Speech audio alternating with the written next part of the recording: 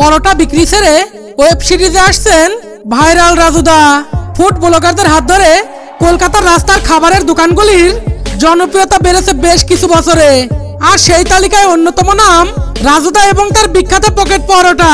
রাজুদার দোকান ও তার জীবনের কাহিনী এখন সবার কাছে পরিচিত।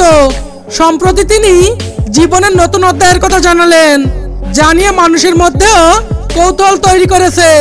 ভাইরাল রাজুদা তার ফেসবুক পেজ থেকে পোস্ট করা একটি ভিডিওতে জানান তিনি এবার নতুন এক অবতারে ধরা দেবেন।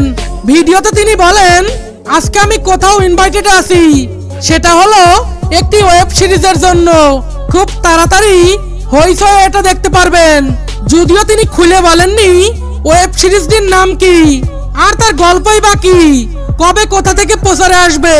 তবে একটি কথা নিশ্চিত, রাজুদা সেখানে খালি হাতে যাচ্ছেন না, সঙ্গে নিয়ে যাচ্ছেন তার জনপ্রিয় পরোটা এবং আনলিমিটেড তরকারি।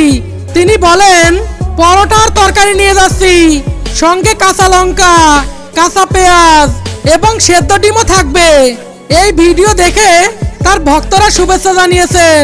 এক ভক্ত লিখেছেন, আপনার জন্য অনেক ভালো কিছু অপেক্ষা করছে, অনেক ভালোবাসা রইল।